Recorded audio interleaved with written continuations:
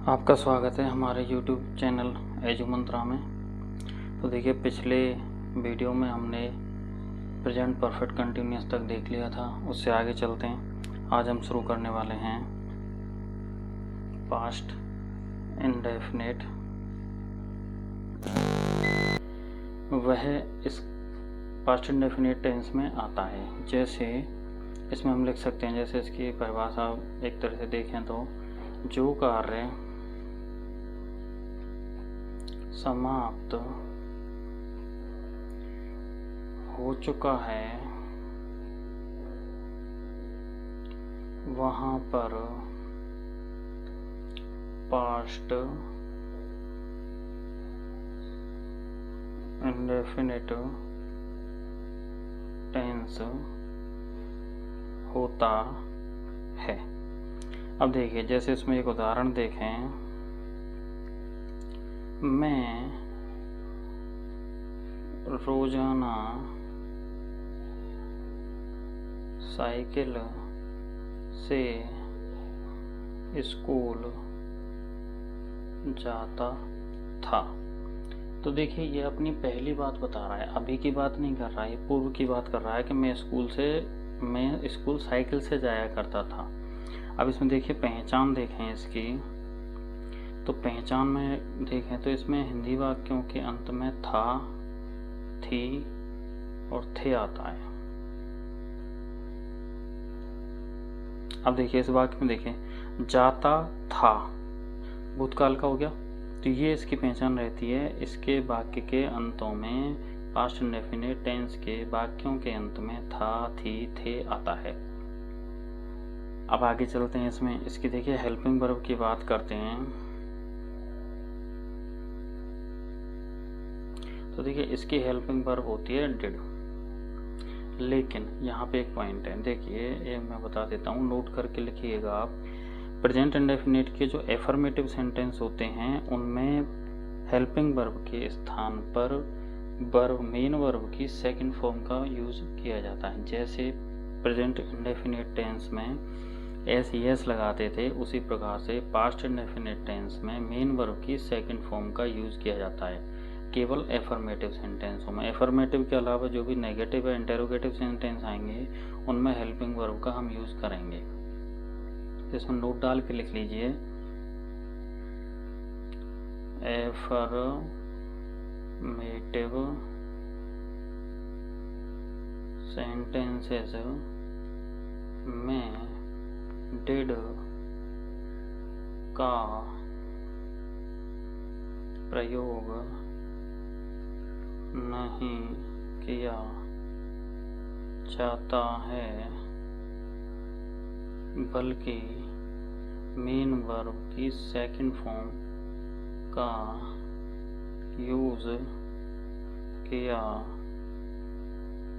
जाता है। ठीक है। अदर वाक्यों में इंटेरोगेटिव या नेगेटिव आएंगे तो उनमें हम डिड का यूज करेंगे। अब आगे देखिए, इसमें अब शुरू करते हैं। हेल्पिंग वर्ब देखो हमने देख लिया, हेल्पिंग वर्ब डिड हो गई। देखते हैं, तो देखिए एफर्मेटिव सेंटेंस डाल लेता हूँ यहाँ पे मैं, एफर्मेटिव सेंटेंस। तो देखिए, इसमें पहले तो आप थोड़ा सा नोट डाल के लिख लीजिए, पॉइंट बना लीजिए। वर्ब की सेकंड फॉर्म का प्रयोग किया जाता है, हेल्पिंग वर्ब का प्रयोग नहीं किया जाता है। ठीक है। अब इसमें देखते हैं हम इसका स्ट्रक्चर।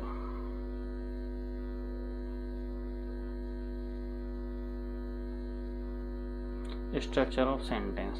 तो देखिए, एफर्मेटिव सेंटेंस जो रहते हैं उनके स्ट्रक्चर में सबसे पहले आता है सब्जेक्ट प्लस, अब क्या आएगा, हेल्पिंग वर्ब तो आएगी नहीं, इसमें आएगी वर्ब की सेकंड फॉर्म, फिर आएगा ऑब्जेक्ट और फिर आ जाएंगे अदर वर्ड। ठीक है। अब इसमें देखिए एग्जांपल लेते हैं कुछ इसके, जैसे लिखते हैं इसमें, मैंने पिछली रात को एक फिल्म देखी। ठीक है, अब इसका हम ट्रांसलेशन करेंगे। तो देखिए सबसे पहले आ जाएगा सब्जेक्ट, आई वर्ब की सेकंड फॉर्म। अब सेकंड फॉर्म वर्ब क्या है, देखना, देखी, तो देखिए आता है वॉच, आई। अब सेकंड फॉर्म वॉच की होती है watched, I watched a movie last night. ठीक है, सेकंड फॉर्म आ गई, सब्जेक्ट हो गया, ऑब्जेक्ट हो गया, और ये अदर वर्ड जो बचे हैं वो आ गए। ठीक है, अब नेक्स्ट चलते हैं। इसमें एक उदाहरण और देखिए, उसने एक सेब खाया। तो ही ईट माने होता है खाना, इसकी सेकंड फॉर्म हो जाती है eat, he eat a apple. Second form आ गई, सब्जेक्ट ऑब्जेक्ट। ठीक है, ये सब्जेक्ट हो गया, ये हो गई मेन वर्ब, और ये हो गया ऑब्जेक्ट। ठीक है, आगे चलते हैं।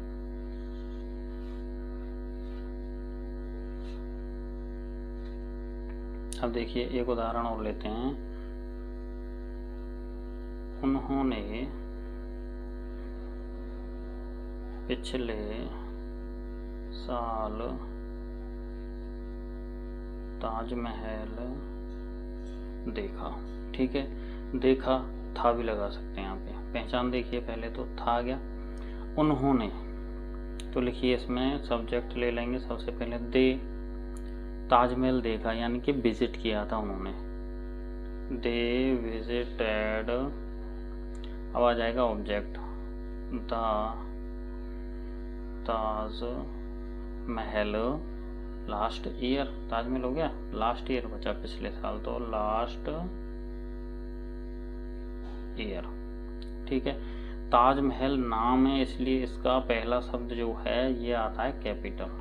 हमें किसी का नाम लिखना हो तो किसी व्यक्ति का लिखेंगे या किसी भी संज्ञा का नाम लिखेंगे तो उसका पहला अक्षर कैपिटल लेटर में लिखना होता है। वैज्ञानिक ने श्रोताओं को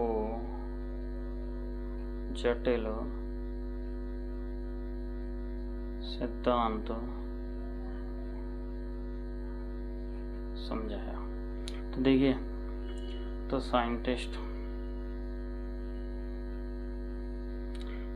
आ गया। अब आ जाएगा समझाया, सेकंड फॉर्म आएगी। सेकंड फॉर्म समझाने के क्या होता है, एक्सप्लेन, तो एक्सप्लेन्ड, द साइंटिस्ट एक्सप्लेन्ड। अब क्या आएगा, जटिल सिद्धांत, तो कॉम्प्लेक्स थ्योरी, कॉम्प्लेक्स थ्योरी। आप किसको सुनाई, श्रोताओं को, तो टू द ऑडियंस। ठीक है, अब देखिए इसमें हमने देखा सबसे पहले सब्जेक्ट, वर्ब की सेकंड फॉर्म, सब्जेक्ट आ गया, वर्ब की सेकंड फॉर्म आ गई, कॉम्प्लेक्स थ्योरी, ये आ गया ऑब्जेक्ट, और अदर वर्ड जो हैं वो आ जाएंगे। इसके अलावा अब आगे हम चलते हैं और हम देखेंगे अब नेगेटिव सेंटेंस। अब देखिए पहले तो हम देखते हैं इसमें क्या नकारात्मक वाक्य आएगा, नहीं का यूज होगा, इसमें नहीं शब्द का यूज होगा। और नहीं शब्द का यूज होगा, अब देखिए हमने पिछले में देखा था पास्ट इंडेफिनिट टेंस में वर्ब की सेकंड फॉर्म का यूज होता है, लेकिन यहाँ पे नेगेटिव सेंटेंस है, तो नेगेटिव सेंटेंस में हमको हेल्पिंग वर्ब डिड का यूज करना है। तो पहला तो डिड का यूज होगा। अब देखिए स्ट्रक्चर देखते हैं पहले इसका। Structure of sentence. ठीक है, अब देखिए सबसे पहले तो आएगा, नेगेटिव है तो सबसे पहले आ जाएगा सब्जेक्ट, उसके बाद में आ जाएगी हेल्पिंग वर्ब। हेल्पिंग वर्ब क्या है? डिड। इसके बाद में आ जाएगा नॉट, फिर आ जाएगी मेन वर्ब। मेन वर्ब की यहाँ पे फर्स्ट फॉर्म आएगी, अब सेकंड फॉर्म नहीं आएगी। सेकंड फॉर्म केवल पास्ट इंडेफिनिट में आती है। इसके बाद में आ जाएगा ऑब्जेक्ट और अदर कोई भी वर्ड हो तो वो आ जाएगा। तो देखिए हम आगे चलते हैं इसमें और उसके कुछ उदाहरण देखते हैं। तो देखिए पहला उदाहरण लेते हैं अपन, उसने सेब नहीं खाया। ठीक है, अब उसने सेब नहीं खाया तो ही, अब देखो नोट है, नेगेटिव है, verb helping verb did, not eat, ate नहीं आएगा, ये से आएगा ईट, वर्ब की फर्स्ट फॉर्म एप्पल। सिंपल हो गया। देखो एक उदाहरण और देखते हैं, उन्होंने पिछले साल ताजमहल नहीं देखा। ठीक है, उन्होंने तो they did not visit, second form नहीं आएगी, विजिट आएगा। क्या? विजिट द ताज महल पिछले साल, लास्ट ईयर। ठीक है, हो गया। और देखते हैं एक उदाहरण, देखिए अभी लिया था ना, उसी को लेते हैं। वैज्ञानिक ने जटिल सिद्धांत स्पष्ट रूप से नहीं समझाया। तो देखिए अभी जैसा ही है सेंटेंस, इसमें थोड़ा सा नहीं का यूज हो गया है, नेगेटिव हो गया ये। तो देखिए द साइंटिस्ट, अब आएगी, नेगेटिव है तो अब आ जाएगी डिड नॉट। ठीक है, कोई दिक्कत? एक्सप्लेन नहीं आएगा, explain, did not explain, first form आएगी, एक्सप्लेन कॉम्प्लेक्स थ्योरी क्लियरली। देखिए ऑडियंस नहीं है यहाँ पे, ये शब्द नहीं आया, ऑडियंस शब्द हट गया है। तो स्पष्ट रूप से है ना, स्पष्ट रूप से, तो स्पष्ट रूप से के हिसाब से आ गया क्लियरली। ठीक है, कोई प्रॉब्लम हो तो आप कमेंट कर सकते हैं, मैं उनमें आपकी जो भी क्वेरी होंगी उनका आंसर दे दूंगा। आगे चलते हैं, इंटेरोगेटिव।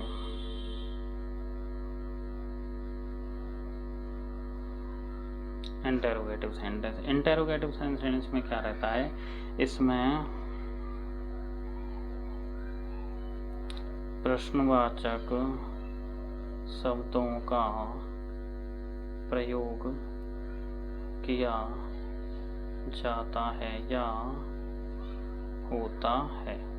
ठीक है, प्रश्नवाचक शब्द क्या आ जाएंगे, जैसे कि क्या, क्यों, कहाँ, कैसे, कब, etc। या फिर एक तो हो गया, ये दूसरा क्या है कि वाक्य शुरू क्या से मिलेगा, स्टार्टिंग में वाक्य में क्या शब्द आएगा, और लास्ट में आता है क्वेश्चन मार्क। ठीक है, अब इंटरोगेटिव सेंटेंस के स्ट्रक्चर की बात करते हैं। Structure of sentence. ठीक है, स्ट्रक्चर ऑफ सेंटेंस की बात करते हैं तो देखो पहले, सबसे पहले आता है इसमें WH वर्ड। देखो स्ट्रक्चर सभी सेंटेंसेस के सेम है, जैसे जो प्रेजेंट इंडेफिनिट का है वही पास्ट इंडेफिनिट का है, वही फ्यूचर इंडेफिनिट का है। नेगेटिव में सभी सेंटेंस, सभी टेंसों का सेम है स्ट्रक्चर। हेल्पिंग वर्ब की चेंज आती है मुख्य रूप से। तो देखिए पिछले में भी हमने यही पढ़ा था इंटरोगेटिव सेंटेंस में, WH वर्ड, उसके बाद आ जाएगी हेल्पिंग वर्ब। हेल्पिंग वर्ब क्या है? डिड। ठीक है, डिड। इसके बाद में सब्जेक्ट, इसके बाद में आ जाएगा सब्जेक्ट। ठीक है, उसके बाद में main verb. Subject plus main verb की फर्स्ट फॉर्म आएगी। उसके बाद में आ जाएगा ऑब्जेक्ट। उसके बाद में कोई भी अदर वर्ड रहता है तो वो आ जाएगा। अब इसके देखते हैं एग्जाम्पल्स। देखिए एग्जाम्पल में क्या लिखते हैं हम, क्या बच्चों ने कहानी की सीख समझी। सॉरी, क्वेश्चन मार्क आ जाएगा। देखिए अब ये वाक्य क्या से शुरू हो रहा है। क्या से शुरू होने वाले वाक्य जो होते हैं वो होते हैं इंटेरोगेटिव। तो क्या से जो वाक्य शुरू होते हैं उनको हमें शुरू करना होता है हेल्पिंग वर्ब से। यदि कोई WH वर्ड प्रश्नवाचक शब्द कोई है तो उसको ले लेते हैं। यदि प्रश्नवाचक शब्द वाक्य में नहीं है तो हमें हेल्पिंग वर्ब से शुरू करना होता है। तो देखिए पहले आएगा इसमें हेल्पिंग वर्ब डिड। बच्चों ने, अब इसमें डिड के बाद देखिए हेल्पिंग वर्ब हो गई सब्जेक्ट। सब्जेक्ट क्या है? बच्चों ने। समझी किसने? बच्चों ने, तो बच्चों का आ जाएगा डिड द चिल्ड्रन। अब देखिए इसमें क्या है? समझी, तो समझने का understand. Did the children understand, क्या चीज समझे? कहानी की सीख। अब ये आ जाएगा understand the moral of story, question mark. ये प्रश्नवाचक हो गया, पूछ रहे हैं, इसमें क्वेश्चन पूछ रहा है कि क्या बच्चों ने कहानी की सीख समझी। अब देखते हैं हम दूसरे तरह का। अब देखते हैं WH वर्ड का। कलाकार ने इतनी असली सी पेंटिंग कैसे बनाई। ठीक है, अब देखिए इसमें शब्द आ है कैसे। प्रश्नवाचक शब्द कहाँ है? तो ये रहा WH वर्ड। ठीक है, कैसे, तो कैसे का अंग्रेजी क्या होता है? हाउ। देखिए WH वर्ड आ गया। इसके बाद में आएगी हेल्पिंग वर्ब। हेल्पिंग वर्ब अकेली है डिड। सब्जेक्ट आ जाएगा कलाकार, तो इसके आ जाएगी आर्टिस्ट। आर्टिस्ट। कैसे बनाई, बनाने का यानी क्रिएट। असली सी, इतनी असली सी पेंटिंग, तो create such a realistic painting. और यहाँ आ जाएगा क्वेश्चन मार्क। ठीक है, एक अगला और लेते हैं। पहला हो गया, दूसरा हो गया, तीसरा। उसने अपने दोस्त के लिए कार्ड पर क्या संदेश लिखा। अब देखिए यहाँ पे क्या आ रहा है, लेकिन इस शुरू वाला क्या नहीं है। शुरू वाला क्या है वो तो आएगा हेल्पिंग वर्ब से शुरू, लेकिन यहाँ पे चीज की पूछ रहा है उसने क्या लिखा था। तो क्या ये वाला जो क्या है ये होता है व्हाट मैसेज, क्या संदेश पूरा आएगा। व्हाट, यहाँ पे क्या संदेश है तो क्या संदेश पूरा आएगा। यहाँ पे ऐसा नहीं आएगा व्हाट आएगा बाद में मैसेज आए। यहाँ पे क्या संदेश आएगा पहले, क्या संदेश। हेल्पिंग वर्ब, सब्जेक्ट, उसके बाद में मेन वर्ब। अब क्या बचा, कार्ड पर, ऑन कार्ड, अपने दोस्त के लिए, टू हिज, फॉर हिज का के हिसाब से आया, ही के हिसाब से, फॉर हिज फ्रेंड। ठीक है, ये होता है आपका इंटेरोगेटिव सेंटेंस। अब देखिए इंटेरोगेटिव सेंटेंस के बाद हम चलते हैं इंटेरोगेटिव नेगेटिव। चौथी फॉर्म जो होती है टेंस की, उस चौथी टेंस टेंस की चौथी फॉर्म पे चलते हैं, इंटेरोगेटिव नेगेटिव। तो देखिए इसमें क्या होता है, प्रश्नवाचक शब्द तथा नहीं दोनों